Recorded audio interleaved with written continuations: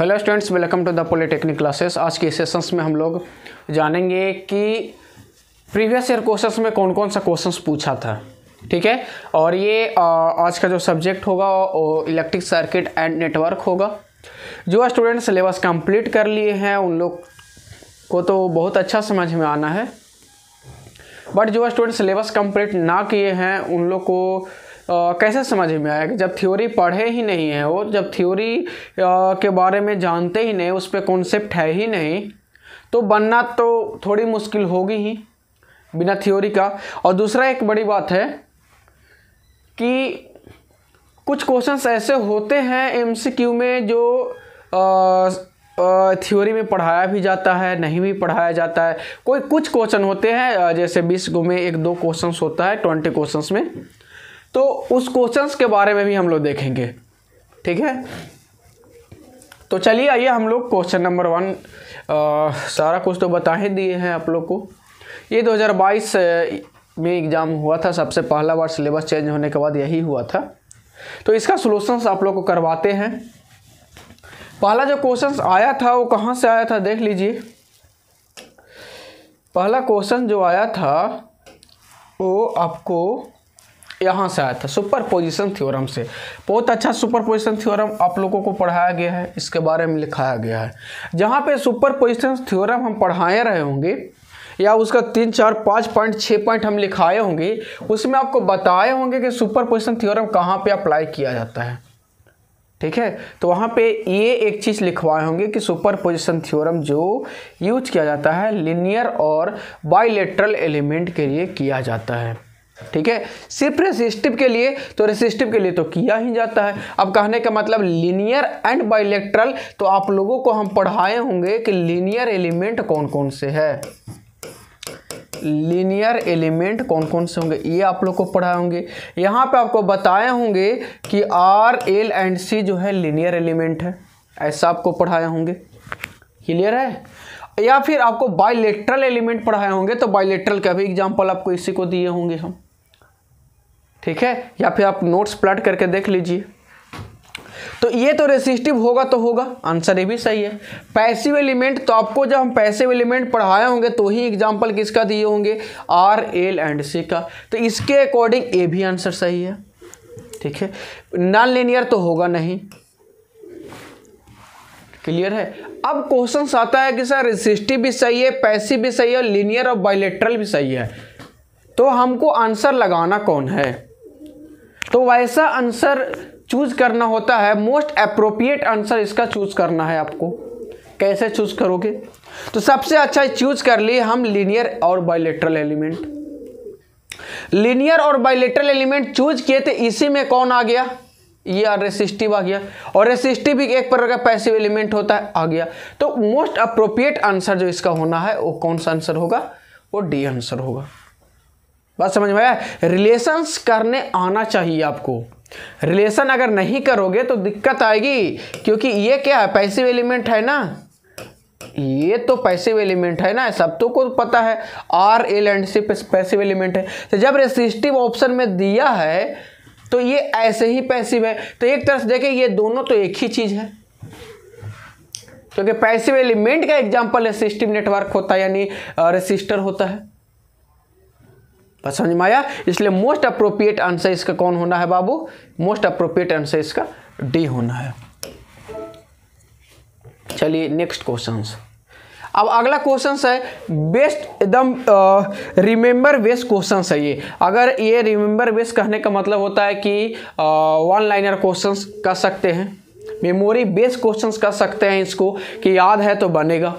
अब पूछा क्या है कि फोरियर ट्रांसफॉर्म किसका पूछा है, तो आपको रियल एंड ऑड फंक्शंस पढ़ाया गया होगा, अनुराग सर आपको पढ़ाए होंगे।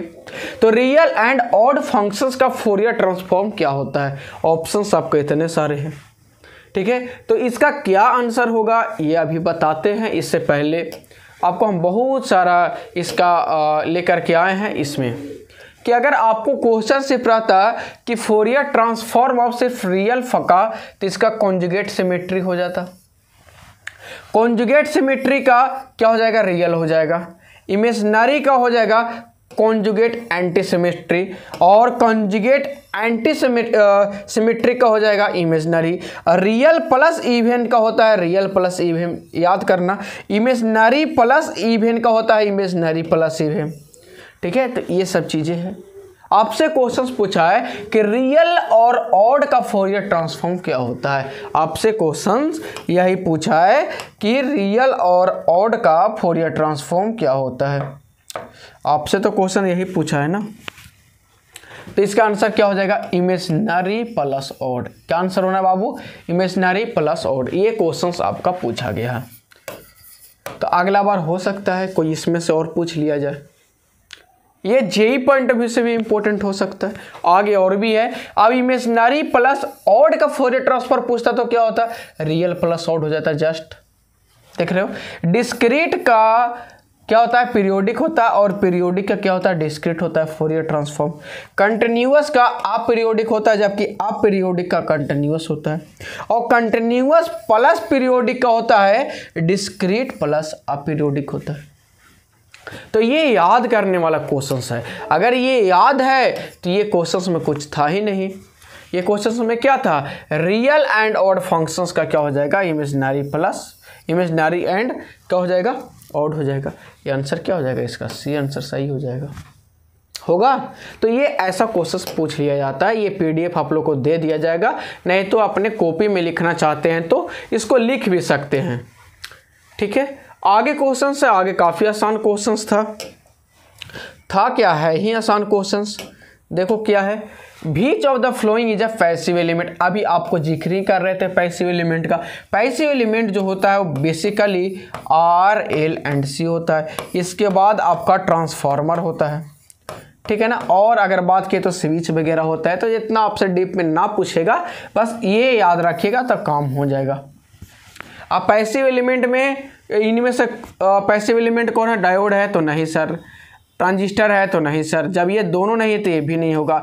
एक ही ऑप्शन है, अगर हमको ना भी पता है कि क्या होता है वो भी बना के आएगा इसको, क्योंकि ये डायोड और ट्रांजिस्टर क्या होता है, एक्टिव एलिमेंट होता है। तो याद रखना एक्टिव एलिमेंट, ये सब तो हम पढ़ाए ही होंगे। एक्टिव एलिमेंट बेसिकली आपको याद रखना है क्या, डायोड, दूसरा याद रखना है ट्रांजिस्टर, आगे तीसरा याद रखना है ओप एम्प,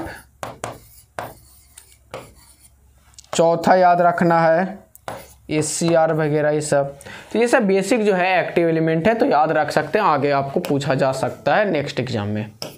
चले जाए आगे है, ये आपके आउट ऑफ सिलेबस है, ये सिलेबस में नहीं है, ये सिलेबस में नहीं है, आपको सिलेबस में नहीं है। एटेन्यूएटर आपको कहीं नहीं पढ़ना है। ईडीसी में थोड़ा बहुत हम पढ़ाए होंगे। तो एटेन्यूएटर जो यूज होता है ये किसके लिए यूज होता है, तो आपको डीसी सर्किट के लिए भी और एसी सर्किट के लिए भी। तो ये बोथ ए एंड बी यानी सी इज राइट आंसर। अब एटेन्यूएटर का क्या क्या होता है, तो एटेन्यूएटर जो होता है inversely proportional to, attenuator is inversely proportional to amplifier.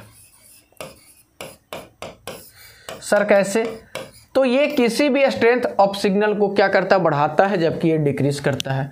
ये क्या करता है, बढ़ाता है, तो ये डिक्रीज हो। ऐसे भी है, ये बढ़ेगा तो ये कमेगा। किसका, स्ट्रेंथ ऑफ द सिग्नल, ठीक है। तो वो एक तरह से बोलते हैं कि जहाँ पे ये सिग्नल को एम्पलीफाई करता है वही सिग्नल को एटेन्यूएट करता है।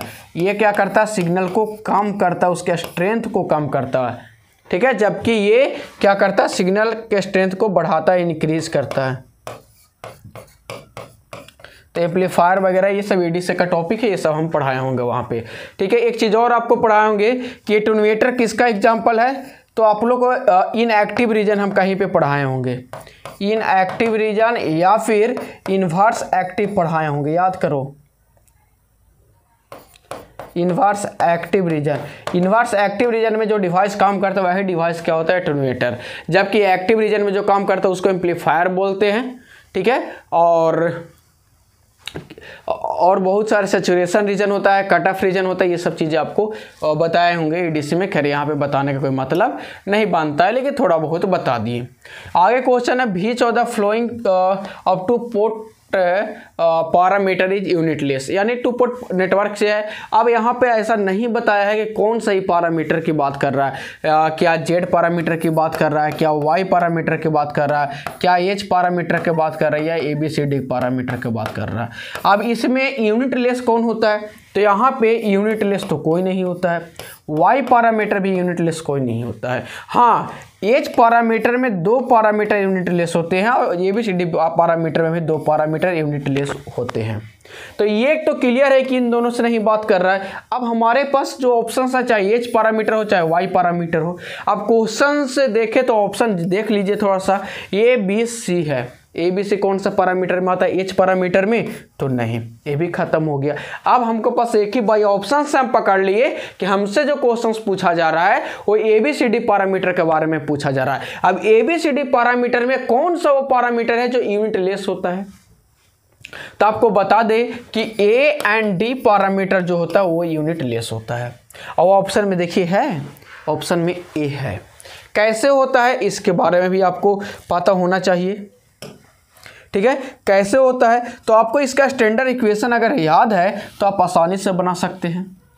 स्टैंडर्ड इक्वेशन क्या होता है, V1 बराबर क्या होता है, ए V2 माइनस का क्या होता है, BI2 होता है। और उसके बाद क्या होता है, उसके बाद होता है I1 बराबर क्या होता है, ए V2 1 मिनट CV2 माइनस का DI2 होता है, यही होता है। अब यहाँ से ए का वैल्यू तुम निकालोगे, इसको जीरो करोगे, मान लेते हैं कि इसको हम जीरो कर दिए, ठीक है, वैसा ही निकलेगा ना। तो ए बराबर क्या आएगा, यहाँ पे देखो V1/V2 आएगा। अब वोल्ट से वोल्ट कैंसिल हो जाएगा, वोल्ट से वोल्ट कैंसिल होगा तो ये क्या हो जाएगा, यूनिटलेस हो जाएगा, होगा यूनिटलेस। उसी तरीका से यहाँ डी का वैल्यू तुम निकालोगे तो डी बराबर करो, तो इसको जीरो करना पड़े, इसको जीरो करोगे तो यहाँ से I1 बराबर क्या हो जाएगा, माइनस ऑफ DI2 होगा। अब डी बराबर अगर हम निकालना चाहेंगे तो माइनस ऑफ I1/I2 होगा। अब यहाँ से एम्पियर से एम्पियर कैंसिल आउट होकर के यहाँ भी क्या हो जाएगा, यूनिटलेस हो जाएगा, यहाँ भी क्या हो जाएगा, यूनिटलेस हो जाएगा, होगा। तो 2 पैरामीटर इसका यूनिटलेस होते हैं, ठीक है। तो ऑप्शन में एक ए है तो ए ही आंसर सही हो जाएगा। क्लियर है, ये आपका ऐसे ही हो जाएगा। तो ये बेसिक आपका फंडा आपको ध्यान में रखना है, ये चीज़ें कि कैसे हमको क्वेश्चंस को पहचानना है कि कब कहाँ कैसे क्या पूछ रहा है, ठीक है। आगे छठा क्वेश्चन, ये बताने का कोई मतलब है नहीं, मैक्सिमम पावर ट्रांसफर थ्योरम में पूछ रहा है कि इंटरनल रेसिस्टेंस शुड भी क्या होता है, तो आपको बहुत बताया RL बराबर क्या होता है, RI होता है, यानी लोड रेसिस्टेंस जो होता है क्या इंटरनल रेसिस्टेंस के बराबर होता है, तो equal to the load resistance. ये कोई मतलब है नहीं, ये बहुत आसान क्वेश्चन था। आगे क्वेश्चन है फोरियर ट्रांसफॉर्म से आप लोग को बताया होगा, फोरियर ट्रांसफॉर्म में सर बताए होंगे प्रॉपर्टीज, टाइम स्केलिंग वगैरह बताए होंगे, तो उसी का क्वेश्चन है, या स्केलिंग का ही क्वेश्चन है, शिफ्टिंग वगैरह सारा कुछ सर बताए होंगे, तो उसी का क्वेश्चन है कि इसका फोरियर ट्रांसफॉर्म होता क्या है। तो प्रॉपर्टीज आपको जहां बताए होंगे वहां पे ये चीज़ जरूर बताए होंगे कि इसका क्या होता है। इसके लिए आपको हम पूरा टेबल एक दे रहे हैं, वो टेबल को अच्छे से याद कर लीजिएगा तो आपको पूरा का पूरा याद हो जाएगा। देखिए ये आपका क्या है, टेबल है। अब ये टेबल में आपसे जो क्वेश्चंस पूछा गया वो यहाँ से पूछा गया, देखिए ये पूछा गया आपसे क्वेश्चंस, ठीक है ना। जहाँ ओमेगा है तो ओमेगा बराबर यहाँ पे क्या होता है, ओमेगा बराबर क्या होता है 2πf होता है, ठीक है। तो यहाँ एफ आपका दिया गया है, उससे कोई मतलब है नहीं, ठीक है। यहाँ फ्रीक्वेंसी का पार्ट है, तो ये आपसे पूछा गया है। आगे आप यहाँ से याद कर सकते हैं, ठीक है ना। जो भी इंपॉर्टेंट इसमें कौन कौन है वो बता दे रहे हैं। इंपॉर्टेंट में एक cos ओमेगा टी याद कर लीजिएगा, sin ओमेगा टी याद कर लीजिएगा, ठीक है, और एक u ऑफ टी याद कर लीजिएगा। जितना पे हम घेरा लगा रहे हैं ये अच्छे से आप लोग याद कर लेंगे, हो सकता है आपको पूछा जा सकता है, ठीक है ना। उसके बाद और कोई इंपॉर्टेंट है, हाँ इसके बाद ये याद कर लीजिएगा, ये 2 यहाँ से याद कर लीजिएगा, अच्छे से आप लोग देख लीजिए।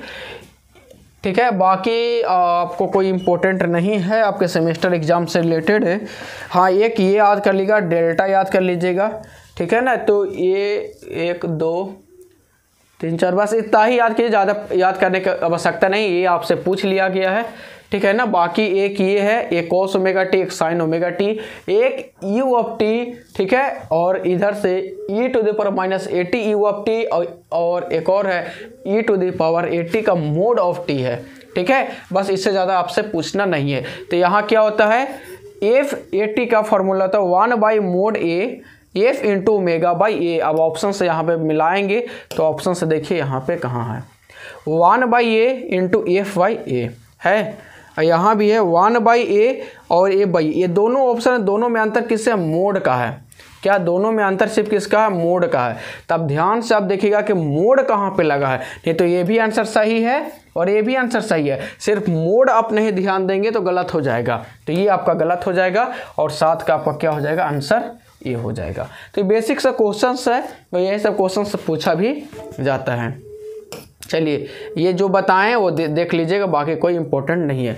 आगे लैप्लास ट्रांसफॉर्म पूछा जा रहा है किसका, साइन ओमेगा टी का, ठीक है। तो साइन ओमेगा टी का लैप्लास ट्रांसफॉर्म आपसे पूछा है कि क्या होता है, इसके लिए भी एक टेबल दे रहा है, उस टेबल को अच्छे से आप ध्यान में रखेंगे, पूरा याद हो जाएगा। यहाँ पे सारा टेबल आपका दिया गया है। साइन ओमेगा टी का यहाँ पे क्या है, omega by S square plus omega square. ये सब बहुत लोग कन्फ्यूजन होते हैं, तो याद रखने का एक ही ट्रिक है कि साइन में एस से स्टार्ट होता है तो ऊपर में ए से यहाँ पे नहीं आएगा, ठीक है। एक ट्रिक अगर सिंपल याद करना चाहे कि साइन ओमेगा टी का लैप्लास ट्रांसफॉर्म ये होता है, क्योंकि साइन ओमेगा टी और कोस ओमेगा टी का सिमिलर देखने में लगता है, पता नहीं चलता है कि क्या हो, अंतर सिर्फ क्या है, ऊपर में यहाँ पे omega by S square plus omega square होता है, किसका, इस साइन ओमेगा टी का। तो ऊपर में देखिए ये क्या ओमेगा है, तो साइन में ऊपर में एस नहीं आएगा, कोस में ऊपर में एस आ जाएगा, बाकी फार्मूला सेम होगा, ठीक है। बाकी का पूरा सेम होता है, याद कर लीजिएगा। अगर यहाँ ध्यान से भी आप देख रहे हैं तो देखो कोस में क्या होता है, देखिए ऊपर में क्या है, एस है सिर्फ, तो ऐसे याद रखिएगा, साइन में एस नहीं होगा। अब साइन है तो ऊपर में एस नहीं होगा, बात खत्म। बाकी नीचे का तो वही रहना है, यहाँ पे देखिएगा दोनों का ये सेम है, नीचे में क्या है, सेम ही है। ऊपर में अंतर है तो ऊपर में ओमेगा और एस का अंतर होता है, तो बस एक याद रखिएगा, दूसरा ऑटोमेटिक याद रहेगा, ठीक है। उसके बाद आपसे ये पूछा जा सकता है, इस बार इंपॉर्टेंट हो सकता है आपको, ठीक है। यूनिट इम्पल्स आपको हो सकता है पूछा जा सकता है, यूनिट स्टेप पूछा जा सकता है, ये याद रखिएगा पूरा का पूरा, ठीक है। और ये यूनिट रैंप है, यहाँ पे आपको बता दें ये यूनिट रैंप है, छूट गया है यहाँ पे, ठीक है ना। यूनिट रैंप भी आपसे पूछा गया है, 1 बाई एस स्क्वायर होता है, ठीक है। तो आगे चल के आपको हम बताएंगे। अब देखिए क्वेश्चन जो आपसे पूछा है उसका क्या है, देखिए यही क्वेश्चन पूछा है कि साइन ओमेगा टी, तो ऊपर में क्या नहीं होना चाहिए, एस नहीं होना चाहिए, तो ऊपर में एस, यहाँ ये गलत हो गया, ये गलत हो गया, दो तो ऐसा ही गलत हो गया कि ऊपर में एस है तो साइन है तो ऊपर में एस नहीं होना चाहिए। अब है कि नीचे में ओमेगा स्क्वायर होता है तो यहाँ पे स्क्वायर नहीं है, इसलिए आंसर सही हो गया आपका। क्लियर है। तो इस तरीक़ा से आप लोग देख सकते हैं या फिर बना सकते हैं। अगर याद है तो कोई बात ही नहीं है, ये सब मामला नहीं है। तो याद करना है तो फिर कर सकते हैं। अब है सुपरपोजिशन थ्योरम, तो ये हम 1000 बार बताएं कि पावर के लिए एप्लीकेबल नहीं होता है। तो पावर जहां देखिए वो नहीं होगा, वोल्टेज के लिए होता है करंट के लिए होता है, दोनों के लिए, तो दोनों के लिए होता है, इसलिए से इसका सही आंसर हो जाएगा। चलिए अब है यहाँ पे सिमेट्री। अब सिमेट्री और रेसिप्रोसिटी आपको तो छोड़ेगा नहीं। अब यहाँ पे किसका पूछा है, जेड पैरामीटर का सिमेट्रिक कंडीशन पूछा है। तो Z11 बराबर Z22 होता है, तो ये पहला ही ऑप्शन सही है, बाकी ये गलत है तीनों। ये इसका करेक्ट आंसर हो गया। इसके लिए आपको टेबल हम दे रहे हैं, पूरा याद कर लीजिएगा, ठीक है। ये पूरा टेबल है आपका, यहाँ पे है ये जेड पैरामीटर क्या है, Z12 बराबर Z21 क्या होता है, रेसिप्रोसिटी होता है, और Z11 और Z22 क्या होता है, सिमेट्रिसिटी होता है। उसी तरीक़ा से Y पैरामीटर और ये T जो है ऐसा मत चलिएगा, T पैरामीटर भी होता है। देखिए T मतलब क्या है, ट्रांसमिशन पैरामीटर, और ट्रांसमिशन पैरामीटर किसको बोलते हैं, ABCD को। ये मत कोई सोचना कि यार T लिखा है तो T पैरामीटर भी होता है, ऐसा कुछ नहीं है। T मतलब ट्रांसमिशन पैरामीटर, और ट्रांसमिशन पैरामीटर कौन होता है, ABCD पैरामीटर होता है, जिसका reciprocity condition AD minus BC बराबर 1, और सिमेट्रिसिटी कंडीशन क्या होता है, A बराबर D, और उसके बाद ये H है, ठीक है। अब यहाँ पे डेल H बराबर है, तो बहुत लोग को ये पता, जो लोग पढ़े होंगे उनको तो पता है, पहले ही बताएं, जो जिनका सिलेबस कंप्लीट है उनको सब कुछ पता है। ये डेल का मतलब होता है H11 into H22 minus H12 into H21, ठीक है। इतना बराबर ये 1 लिखा हुआ है, इसलिए इसको शॉर्ट में इतना ना लिख करके डेल लिख दिया जाता है, ठीक है। तो ये चीज़ आप लोग ध्यान देंगे, ठीक है। बाकी आप लोग को याद होगा, यही क्वेश्चन सबसे पूछा गया था। चलिए आगे क्वेश्चन से वही है कि बीच of the flowing is called short circuit forward transfer admittance. अब है कि शॉर्ट सर्किट फॉरवर्ड, इससे हमको मतलब नहीं है, ट्रांसफर से भी मतलब नहीं है, ठीक है। अब है यहाँ पे ये एडमिटेंस की बात कर रहा है। एडमिटेंस क्या होता है वो समझना होगा। कौन सा पैरामीटर का एडमिटेंस पैरामीटर बोलते हैं, तो वाई पैरामीटर को क्या बोलते हैं, एडमिटेंस पैरामीटर बोलते हैं। और वाई पैरामीटर को ही शॉर्ट सर्किट पैरामीटर भी बोला जाता है, ये भी पता होगा। अब यहाँ पे क्या पूछा गया कि फॉरवर्ड ट्रांसफर, फॉरवर्ड के मतलब आपको बताए थे कि नीचे 1 होगा, ऊपर क्या होगा 2 होगा, 1 से 2 में जाएगा, इसको क्या बोलते हैं, फॉरवर्ड बोलते हैं। अब वाई पैरामीटर में 1 से 2 कौन जा सकता है, तो सबसे पहले आपको पता होना चाहिए वाई पैरामीटर का स्टैंडर्ड इक्वेशन। स्टैंडर्ड इक्वेशन अगर आपको पता है तो आपको कोई दिक्कत नहीं है। तो स्टैंडर्ड इक्वेशन क्या होता है वाई पैरामीटर का, क्या होता है, I1 बराबर Y11 V1 plus Y12 V2 होता है। एक और क्या होता है, I2 बराबर क्या होता है, Y12 V1 plus Y22 V2, यही होता है, ठीक है। अब यहाँ पे क्या पूछा गया है कि फॉरवर्ड ट्रांसफर पूछा गया। अब आपसे ऑप्शन है Y11 और Y12, इसमें से कौन होता है, अब सबका वैल्यू निकालना पड़ेगा। तो हम क्या बोले 1 से 2 में जाएगा, यानी नीचे में क्या होगा 1 होगा। तब यहाँ अगर Y11 निकालेंगे तो कोई देखिए तो Y11 बराबर क्या होगा, I1 बटा V1 होता है, 1 से 1 गया, ये तो होगा नहीं, ठीक है। अगर Y12 हम निकालते हैं यहाँ से कि Y12 बराबर क्या होगा, इधर I1 होगा, नीचे क्या होगा V2। अब 2 से कहाँ जा रहा है, 1 में जा रहा है, ये क्या होगा, रिवर्स हो गया, 2 से 1 में गया तो रिवर्स हो गया। अब यहाँ पे तो इससे हुआ नहीं। अब यहाँ पे आते हैं, I2 यहाँ से अगर निकालोगे इसका वैल्यू क्या होगा, Y12 का वैल्यू क्या होगा, यहाँ देखो तो I2 है, बट्टा क्या हो जाए V1 है, यही होगा। अब देखो V1 से 1 से कहाँ जा रहा है, 2 में जा रहा है। और नहीं विश्वास है तो इसको भी तुम निकाल के चेक कर लो, Y22 बराबर क्या होगा, इधर से क्या आएगा I2 और नीचे क्या आ जाएगा V2, और 2 से 2 में जाएगा, कोई मतलब का नहीं है, ठीक है। तो यानी Y1 ये होगा, नहीं तो ये होगा, तो ये क्या होगा, रिवर्स होता है, ये क्या होगा, फॉरवर्ड ट्रांसफर हुआ। तो Y12 कहाँ पे है, Y12 यहाँ पे बी में, सही हो जाएगा। तो ये अब ऐसा मत सोचो कि काफ़ी कुछ क्वेश्चंस टफ होते हैं। अब इसको बनाने के लिए ये जिनको पता उसी से ये बन सकता है, बाकी पॉसिबल ही नहीं है आप कि डायरेक्ट आप कैसे बना लेंगे। हाँ अगर याद है, क्योंकि जहाँ पे हम पढ़ाए होंगे वाई पैरामीटर वहाँ पे डायरेक्ट हम लिखवाए हैं ये सारे चीज़, ये सारा कुछ हम लिखाए हैं, ठीक है। तो वहाँ पे आप देख लेंगे तो याद कीजिएगा, ठीक है। नहीं याद कीजिएगा तो ऐसे करके आपको चेक करना होगा। तो इसका सही आंसर क्या Y12 होगा, Y12 होगा या Y21 होगा, शायद Y21 होगा, Y21 होगा। देखिए हम भी बता दिए, अब कोई देख मत लेना, ऐसे लिखो, फिर से हम लिख दे रहे हैं। यानी यहाँ पे लिखे थे I2 बराबर क्या था, Y21 V1, शायद हम इक्वेशन ही गलत लिख दिए थे, Y22 V2। देखो ये Y21 बराबर निकालेंगे तो V1 बटा क्या होगा, सॉरी I2 बटा क्या होगा V1, 1 से 2 में गया, ये होगा। देखो गलती मत कर देना, शायद इक्वेशन हम गलत लिखे थे, Y12 यहाँ पे लिख दिए थे, चेक कर लेना, यहाँ पे Y12 लिखा गया था साइड में उधर।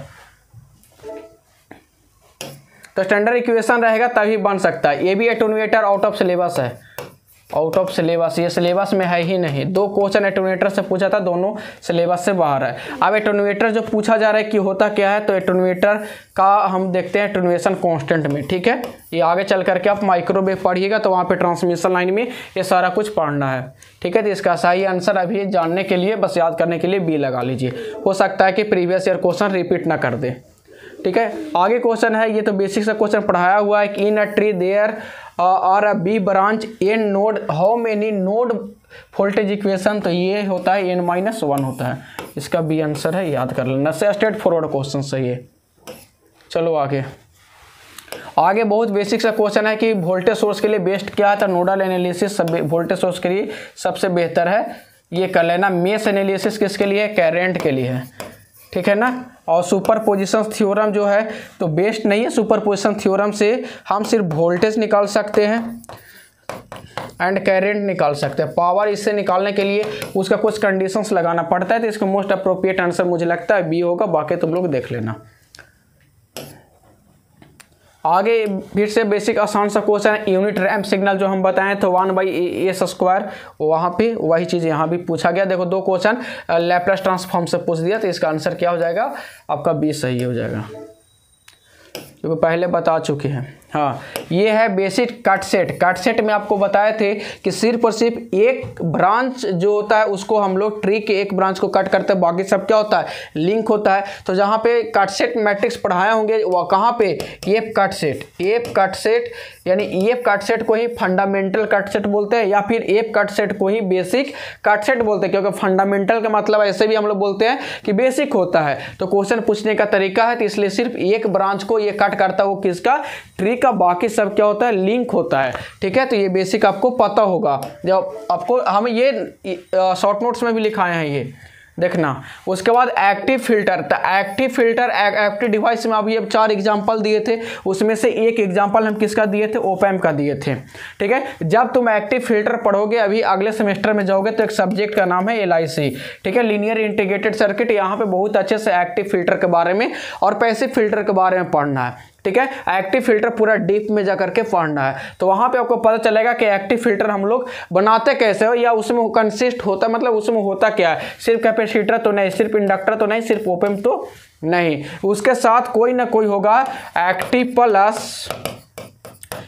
Plus RLC।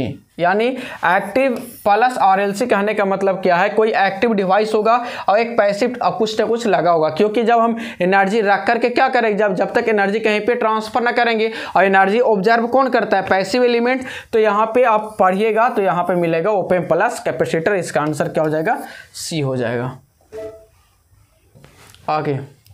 आगे क्वेश्चन है कि dimensions of time constant. Time constant आपको 2 चीज़ का बताया गया होगा, एक RC सर्किट के लिए टाइम कांस्टेंट बताया होगा और एक RL सर्किट के लिए आपको टाइम कांस्टेंट बताया गया होगा। टाइम कांस्टेंट का वैल्यू जो होता है वो ये सिंबल टाउ से देते हैं, तो टाउ बराबर RC आपको पढ़ाए होंगे टाइम कांस्टेंट निकालने के लिए। वही पूछता है कि time constant R and C के लिए किस टर्म में लिखते हैं। यानी टाइम कांस्टेंट ये नहीं पूछा है कि किस सर्किट के लिए, सर्किट के लिए नहीं पूछा, सिर्फ बोला है R एंड C जिसमें होगा उसके लिए टाइम कांस्टेंट क्या होगा। ऑप्शन है इस तरह से, तो टाइम कांस्टेंट क्या होता है, RC होता है।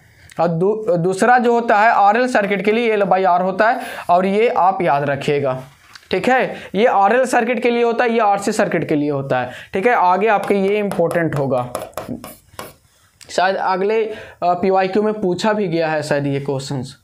आगे है कि what is the value of U(1) the unit step function. ये जो है डिस्क्रीट फॉर्म से पूछा गया है, यानी अगर आपसे यहाँ पे पूछा गया U(n) इज इक्वल टू आपका 1 पूछा गया है, तो इसका वैल्यू क्या होगा, U(n) अगर इसके जगह पे n बराबर 1 होगा या n ग्रेटर देन 0 होगा, या यानी इससे ज़्यादा होगा, तो इसका वैल्यू क्या होता है, 1 के बराबर होता है। ये भी आपको बेसिक फंक्शन से क्वेश्चन पूछा है कि यूनिट स्टेप का फंक्शन क्या होता है। इसका अगर ग्राफ भी आप लोग क्वेश्चन अगर पढ़ाए होंगे तो कुछ इस तरह से ग्राफ बनाए होंगे कि इसका ऑलवेज क्या होता है, 1 होता है। चलो लास्ट क्वेश्चन है। लास्ट क्वेश्चन किसका पूछा है, रेसिप्रोसिटी पूछता है किसका, ट्रांसमिशन पैरामीटर। ट्रांसमिशन पैरामीटर का मतलब क्या होता है, ABCD पैरामीटर। ठीक है, तो ABCD पैरामीटर का रेसिप्रोसिटी क्या है, AD-BC बराबर 1, AD-BC बराबर 1, यानी B इसका आंसर सही है। इसके लिए आपको एक टेबल भी दिए थे, और फिर से एक टेबल वही वाला सेम टेबल है, देखिए कहाँ पे गया, रेसिप्रोसिटी पूछा है, AD-BC बराबर 1। तो अब बाकी आप याद कर लीजिए, कोई भी आपसे पूछा जा सकता है। ये टोटल 20 क्वेश्चन आपको बताया गया, 20 क्वेश्चन आपका इंपॉर्टेंट था। ठीक है, 20 क्वेश्चन आपका इंपॉर्टेंट था। तो ये ध्यान में रखना कि एक PYQ कंप्लीट हो गया, अगला PYQ बहुत जल्द आप लोग को बताया जाएगा। ठीक है, तो इस आप लोग कंप्लीट सिलेबस कीजिए, सिलेबस कंप्लीट करने के बाद पूरा का पूरा समझ में आएगा, क्योंकि यहाँ पे पूरा सिलेबस का एनालिसिस एक तरफ से होता है, यूनिट 1 से लेकर के यूनिट 5 तक पूरा का पूरा। ठीक है, तो हम लोग मिलते हैं अगले वीडियो में, तब तक के लिए आप लोग अच्छे से पढ़ते रहें, रिविजन्स करते रहें। Thank you.